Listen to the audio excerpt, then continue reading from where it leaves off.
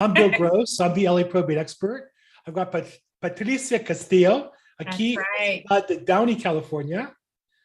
Yes. Y How's también everybody tenemos doing Gustavo today? Segura, un oficial de préstamos. How you doing? That's my Spanish, ladies and gentlemen. I'm done now. Pretty good, Bill. Pretty good. Not bad for Gringo, right? Not bad. Yes. So here we are, home buyer seminar every Wednesday at 5 p.m. Pacific time. We record this, but we also live stream it on Facebook and YouTube and all that good stuff. And so Patricia was just saying, what? She had a seller who wanted this, and she's Right. going to tell her the market is this. Yes.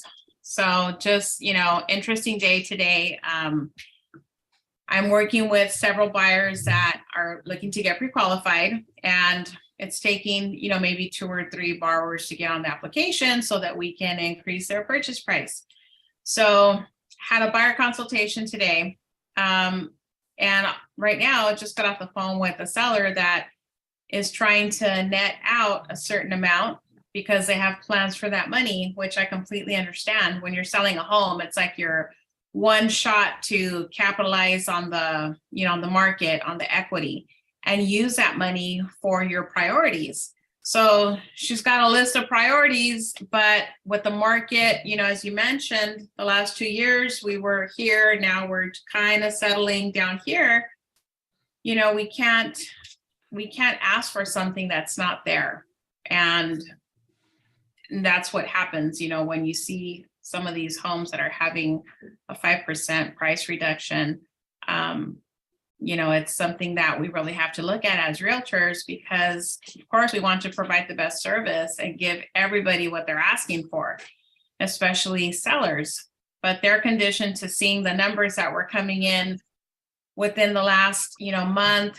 Within the last year and 2 years. And so it's taking them a while to catch up to where we're actually at today. And so even with rates coming down, today we're at 6.29% for a 30-year. Even with the rates coming down, the prices have also started to come down a bit. So it's, it's not something that we're not trying to discourage people from selling their home, but we also have to price it at the market, value that we're seeing today. Not in January and not last year. We have to price it with what we think it's going to sell, because we want the sale to be effective and to sell. That's the goal, right? Of selling your home, is to sell it. Right. Well, I think sellers for the last 2 years would see what a house sold for and just assume they'd get 5% more, and eventually they would. And now, I don't know necessarily you have to cut your price. Are you seeing that when you see a closed sale? Are you seeing the next sale below that? I'm not seeing that so much as they're just not getting the more that they want. Yeah, there's definitely not, I would say we're not seeing the same, I've seen multiple offers, but not necessarily 50,000 over. I've seen a few price reductions and some, maybe 2 or 3 offers on a property. We're not getting 10 to 15. So that's kind of what I'm seeing right now. I have a home here that I've been keeping an eye on in Downey, because I had a client that wanted to move out to this area, but it's been on the market now for almost 3 months. In Downey? Yes, in Downey. Is that the Beverly Hills of the 562? Yes. And it's, they started off really high in price, in my opinion. And so now I've seen a price reduction of about 10,000. But that still may not bring in the buyers, especially right now. You just have to keep an eye on it and see what the activity level is. I've seen them, the realtor doing open houses, and I'm not seeing a lot of traction. So could be the marketing, it could be the price. I think the price is still a little higher, and it's also the location on the street where it's at.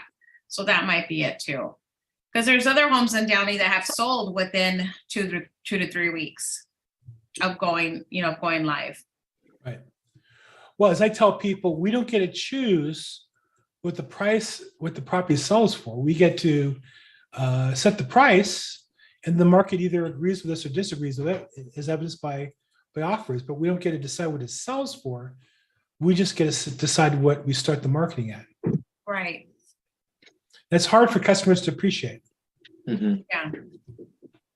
Yeah. So, and I think the other challenge, which what I try to do is always, I'm not telling what the market is. I try to show them what the market is telling them what the price is. Right. So it's showing all of the data in their specific neighborhood of where the subject property is located at, and showing them the numbers and what the activity level is there and what the interest level is. Because if they can buy a home and let's say, you know, last year you were getting a home maybe in not the neighborhood that you really desired, but that was more in line with the price because you knew you had to come in with at least 50,000 over asking. So you're making an offer on a property that maybe you could have found today in an area that you really want to live in and not pay, you know, as much.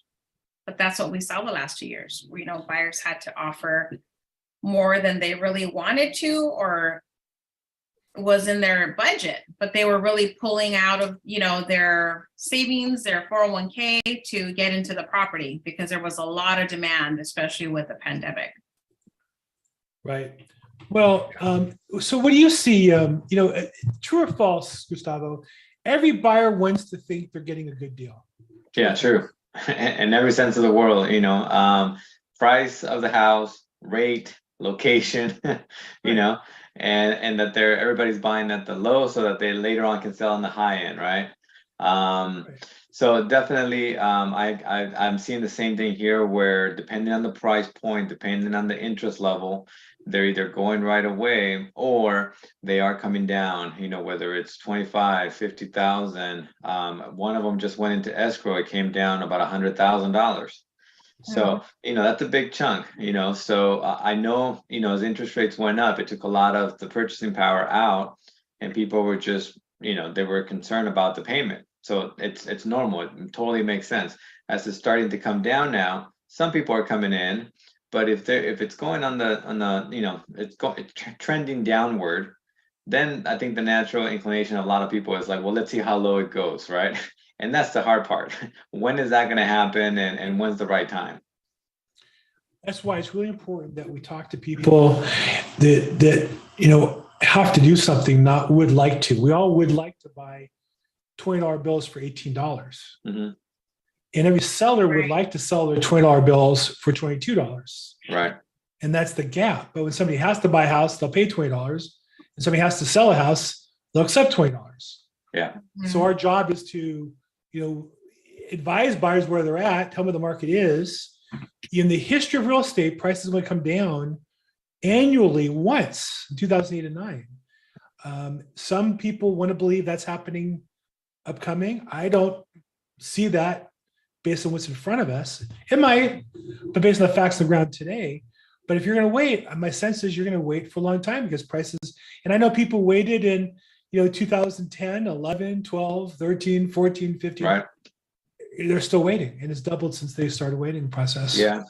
And, you know, prices could change, you know, in 60, 90 days, right? And then it just kind of comes back up again because as the rate comes down, Correct. more people are going to come in and then it's going to put upward pressure on that. So Correct. I think that could be the case. And then you're going to continue that upward home value, right? So maybe it does kind of flatten out a little bit, or maybe it does come out depending on the county, it does come down, but then it's always going to continue upward. Also on the rates, I was taking a look at the rates today as far as historical.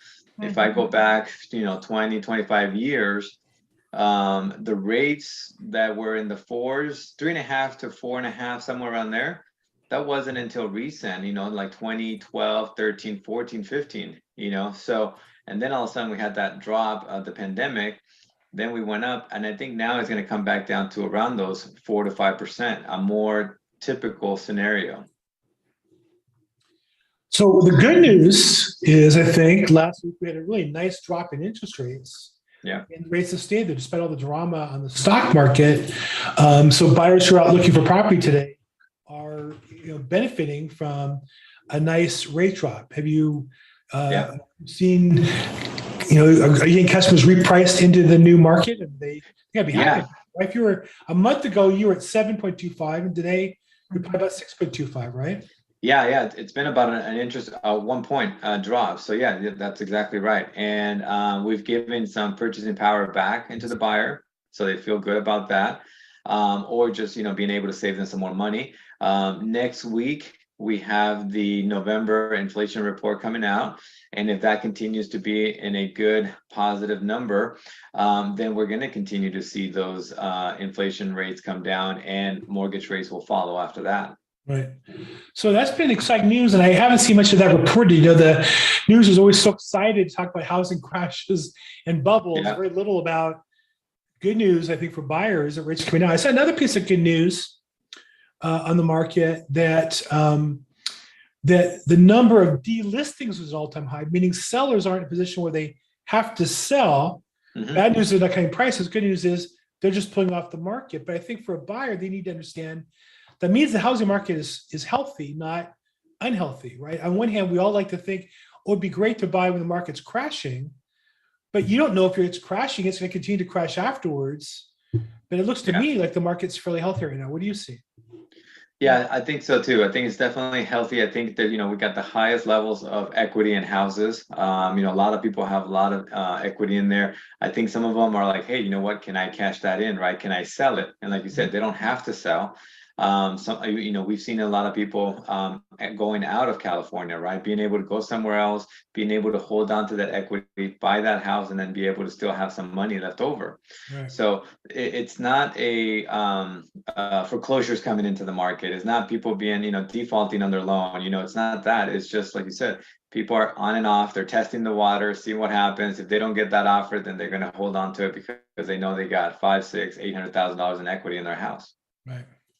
Yeah, absolutely. That's one of the other listing I'm working on right now is actually one of my cousins. She's, unfortunately getting a divorce, but she can't afford to live in the home herself. So she's decided to sell it and they need some repairs. So I said, let's get a handyman in here and get a couple of estimates on what I think would be more of the key things to repair. Really cosmetic, a lot of painting and things like that. But like you said, in some instances, sellers that are not in an urgent situation to sell, they may just be testing the market right now to see if their property is going to sell at the price they want. And if it doesn't, then they just pull it off the market because they're not in that urgent scenario where they have to sell.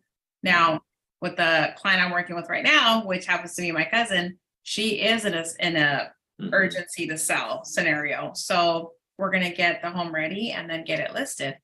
And it also depends on the area. This area happens to be labeled as like one of the hot markets right now. So I don't see any problem in selling her home.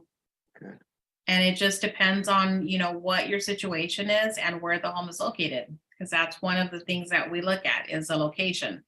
And our research that we do is going to show us how soon do we think this home might sell and what's the best price to list it at. And so once we have all that information, we can go ahead and guide our clients to that decision. So it's an interesting time right now. I think buyers have a good opportunity to get into a home and sellers have a good opportunity to sell their home and still at a price that is going to be favorable to them because prices have gone up over the last 2 years. And so it's still a good time to either sell or to buy. So Gustavo, I'm going to be sending you some documents after this call because I literally had a buyer consultation in my car today. No problem. Thank you. Yeah, and these are renters, renters that are tired of paying high rent. Yes. They, continue to get the increase notice every year. And they're like, we're sick of this. We can be paying, our own mortgage. And so, it's getting them out of that renting scenario. So I'm excited for these new clients that I'm working with because they're renters getting out of the renting scenario, going into what it's going to look like to purchase their own home. Yeah. Nice. And this market has cycles, right? That's why they call it the buyer's market. It's a seller's market, right? So, Right. But traditionally, if we look at the value of the homes, they've continued to go up. So, there's going to be sometimes just like the interest rate's going to go up or down, depending on when you need to sell, if you need to sell or just want to sell. So, like Bill said, everybody wants to make sure that they get a great deal, right? But unfortunately, someone's situation may not be, give them the option to wait for that right opportunity. A lot of people were selling, 6 months ago and a year ago at record prices. But now as the rate continues to go up, it slows down. So the people that didn't sell, it's like, why didn't you sell back then? They were Right. probably waiting for this thing to keep on going up. So Yes. timing is tough to do, impossible. Right. Well, you want to be part of a healthy market. I think that's the thing. Yeah. At the end of the day, that works for all of us Mhm. is that the market be healthy. Unless you're a flipper, if you're buying a house to live in, you're going to be there for 5 years or so. You want a healthy market when it's time for you to leave. You don't want it to be frothy on the way up because it could be frothy on the way down as well. Mhm. Mhm. Yeah, Yeah. absolutely. Yeah, and even even on the lending side, as things cooled off a little bit, lenders and Fannie Mae and Freddie Mac as well, they started to look at what they can do to help out. Any kind of adjustments that they can do, any kind of new loan programs. The 2-1 buy down came into play, right? So some of these things came in order to be able to help because they understand that the rate has gone up 4% than the beginning of the year. So they see these issues and they're trying to address them. So there's a lot more products that are coming in to help out. And then eventually, as it continues to go down, then there's going to be new products or a refinance that takes place. So it's going to be, different cycles. Mm-hmm. Yeah, one of the things in knowing what you qualify for, it's not just getting that pre-approval, but really looking at what you're buying. So if you're buying a single family property, that's going to be a different pre-approval than, let's say you're getting maybe a 2 or 3 unit or 4 unit property, because 1 to 4 units is considered residential. 5 and over would be multifamily or commercial. So if you're looking at maybe a condominium, that's going to also, the HOA dues are going to impact your approval because that's adding basically another debt to your monthly debt output every month. So Yeah. looking at that is also something that's important because you might think, well, I qualified for 500. I'm just going to go look at condos instead. But you also have to look at what the expense is for a condo and look at the HOA dues and take that into consideration. That could possibly lower your pre-approval because now you're adding the HOA dues as a monthly debt that wasn't there before. Correct. A lot of people will ask me, well, how long is this pre-approval good for? I'm like, well, if nothing changes, we got time. But, if you come back and you tell me, now you're looking at condos, as you stated, well, what's the HOA fee? A home that has solar panels and they're still leasing them out, it wasn't bought out. So do you have an additional payment there? A home that is in a fire zone and a flood zone, they have more expensive insurance. I was just looking at a traditional, $80 to $100 monthly insurance cost, but now you're at $200 or $300, So all those things, as you stated, increases the monthly payment, your overall responsibility. So that means it's going to decrease your purchasing power a little bit. It could be $20,000, 25, 30. Those solar panels, man, there's no free lunch, right? Yeah, exactly. That's right. It's free. You get free energy, you get free this, free that. Yeah. It's all free until it doesn't work. Then you've got a problem. Yeah. So those are the kind of things that you want to make sure. And of course, everybody, maybe they take on a new position, or they change from being a W-2 employee. All of a sudden they go to self-employed. They open up that business they wanted to.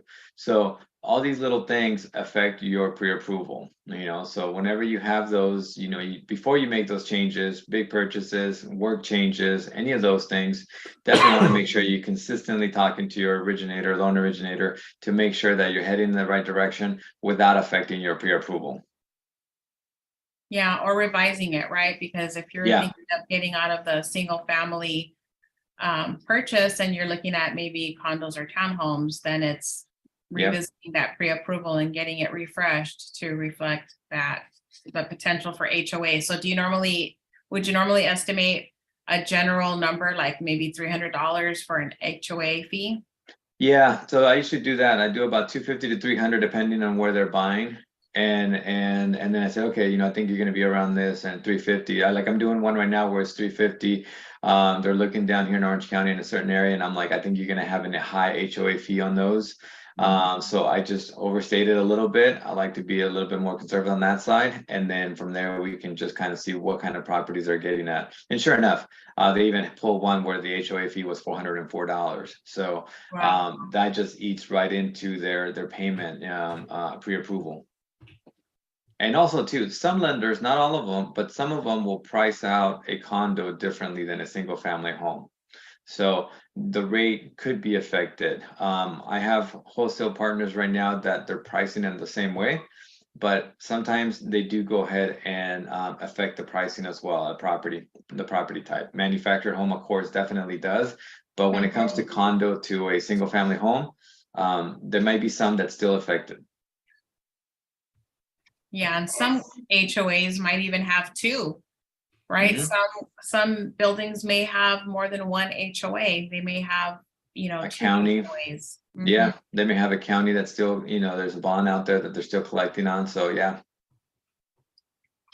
Yeah, so it's important to look at the loan approval, decide what you're getting. If you happen to change your mind and switch from either condo purchase to single family or vice versa, Yeah. then definitely let's look at getting your loan approval. Yeah.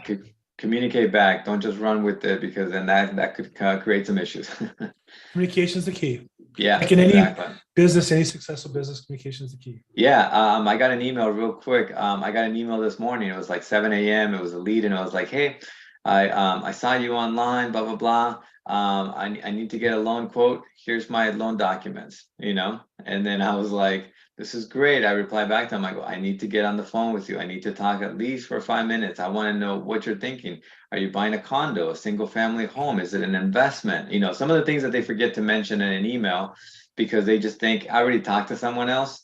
Here's my documents, what can you do for me? And it's like, well, let me find out what you're doing. Are you buying an investment? Is it a second home? What is it, what is it that you're trying to gain out of it? That way we're all on the same page and we can work towards that. Right. Teamwork makes the dream work. Yeah. Preparation. Yes. Not preparation A, it's just preparation. Yeah. Yes. Preparation. Yeah. Excellent. Okay. So what else is new or different in the market you've seen? Anything else? Go ahead, Gustavo. Well, I was going to say, one of the key things that is getting more and more traction has been those non-QM loans. Basically, it's not going through Fannie and Freddie. It's not your traditional guideline. It's not your traditional conforming, conventional loan or your FHA loan. And that's because self-employed borrowers, they're a business owner. So we're seeing a lot more of bank statement loans coming in, profit and loss. Basically, it sounds a little bit more of a statement, bank statement loan approach. There's buyers on paper. It looks like they don't make enough because they have major deductions going on. And in this market, where they need to make sure that we have enough income, we're looking at these non-QM loans in order to help them qualify to buy that home. And that's probably the only way they're going to be able to, unless they lower their deductions and increase their income on paper. So we take a look at monthly statements, the last 12 months of bank statements. We take a look at their deposits in order to come up with a qualifying income. So we're seeing a lot more of that in the last 3 months, 4 months, as the rate continues to go up. Yeah, one thing that I heard of recently was with ITIN borrowers. I have several people that have approached me about purchasing a home. They don't have a social security number, but they have an ITIN number. So they have income, they have good credit, and they want to buy a home. So before, the requirement with lenders was normally, because it's a higher risk borrower, they would require like 20 to 30% as a down payment. And as of last week, it was changed to, it actually decreased to about 10%. So now, that's even facilitating that process for ITIN borrowers, because they are willing and able to, apply for a loan, and they have money for a down payment, they have money for closing costs. They just don't have the typical, purchasing scenario for a loan qualification, like somebody that does have a social security number. So now those requirements have been lessened from 20 to 30% down to 10%. So that's also helping that market to be able to qualify, since they do have some form of down payment to get into a property. Yeah. Lenders are taking a look at the different scenarios and seeing, how they can help out, how can they be flexible on it. And they know that they're taking on a risk level. So they take a look at their risk tolerance as a company and said, okay, if we do this loan, where is this loan going to end up? Who are we going to sell it to? Are we just going to keep it in-house? Is it, there's an investor out there that's going to take this loan on. And if there is a market for it, then they'll go ahead and they'll work at getting, those loans moving. So there's always changes that, lenders are always looking for more loans, but Yes. they're definitely being not like 2008, where it was just a little bit more of careless guidelines happening. Right, loosey-goosey. Yeah, they're still looking at that risk tolerance and saying, okay, is this an acceptable tolerance now? Right. Yeah, I mean, I think it's something that's always being revisited, right? And so now they've finally made that change where they've lowered that requirement. Yeah. How about those increased mortgage limits? So what again? The increased mortgage limits, if Fannie Mae, Freddie Mac increase. Oh, the limits, the loan Yes. limits. That's exciting news, isn't it? Yeah, it is. In our counties here in, LA, Orange County, it's $1,089,000, I believe it is. Whew. So definitely it went up over 100,000. And that's perfect. I mean, they're looking at these at the home value and appreciations, they're looking at these year over year and they're saying, hey, you know what, we need to help the market as well. Avoid those jumbo rates, and they keep on doing. So that's been a big help too for a lot of different counties. Yeah, Nice. it's something that, again, it's like they're going to revisit what's going to help the communities be able to attain the homeownership goal and get into a home. So maybe it's raising the loan limits. Now it's reducing the down payment requirement from 20 to 30% to 10%. So, I think that's why I said earlier, I think buyers have a good opportunity right now to get into a home. There's more borrowing that's being allowed and also more flexibility in the lending requirements. Nice. Okay, well, I think we've covered a lot of the hot topics. I think so. What's coming up? What are you working on these days? You have a house you're selling, that open house this weekend? What are we doing? Yes. So in Bell, 6221 Paula Avenue in Bell, that's for sale, and have had a lot of interest. That's where I'm getting these buyers that are coming in that live in that area that are looking to see what their possibility is of owning a home, getting out of the rental market. So that's exciting. That was one of my appointments I had earlier today. So it's a busy time. Gustavo and I have been working on several different clients that we've been following up on and getting their documentation so that we can see what they qualify for. Nice. Yeah, so we're definitely going through that process. Well, let's keep working on it. And then are you working the rest of the year or are you off for the rest of the year? Come on, Bill. What kind of question is that? Working. No, We're working. We're No working. Working. We're working hard. We're pushing through. We're penetrating. We are dedicated and committed and working throughout the end of the year. There are a lot of, it's interesting because I talked to real estate agents who tell me the market's slow. I said, well, it is for you because you think it's slow. I've been busy. I took a listing this week. I'm fighting to get a second listing contract signed tomorrow. I got an offer. We countered to a seller. Got another offer waiting for the seller to respond to. I'm just working my normal 40 hours a week pace, but it seems like all the other agents are on vacation. They're all gone. I called them, respond for 2 days. Yeah. Because they're out having, pan dulce and champurrado somewhere, lighting up they're attending a Christmas tree lighting somewhere. Yeah. Tamales. I think it's corn tamales this time of year, right? Yeah, exactly. That This too. is, this is a time where, yeah, a lot of real estate agents check out. They might be traveling. If they're able to take time off, they do that because they can. But then come January, you're trying to build that momentum again. So I'm continuing with my momentum, and I know the rest of us are too on this call. And, we're working through the end of the year. A lot of people need our help right now, and we're there to service that market. For the record, I'm working the rest of the year. So I'm not working Christmas Day. I'm going to do business planning that day. And I'm not Jewish. I took off a lot of holidays. No judgment, but family time, I take off the weekends and spend time with my family, and I work during the week. I'll continue that through the rest of the year. So Sure. I'm available. If you need to sell a house, give me a call. Not going anywhere. Yep, absolutely. Okay, great. Well, look, Patricia, somebody get a hold of you to talk about real estate, buying or selling in the 562 area or beyond. How they get a hold That's right. So I'm at 323-365-9909. Great. And Gustavo, so when to get pre-approved for a loan, they can talk to Patricia, of course, and she'll refer them to you. But they want to talk to you directly, how they get a hold of you? Yeah, directly at 714-334-4563. Answer all the questions and really give them an indication on what the process looks like. Fantastic. I'm Bill Gross, the LA Probate expert. I'm Bill Gross, EXP on social media. We host this home buying seminar every Wednesday, 5 p.m. Pacific time, 8 p.m. Eastern. Put it on our social medias as well. If you have questions, put it in the chat box, reach out to us. We're here to help you. It's really done for you. We enjoy talking to each other, but really it's done for you, the people out there who want to buy or sell property. If we can help you, give us a call. We'll talk to you guys soon. Thanks so much. Thank you, guys. everybody. Bye. Bye-bye.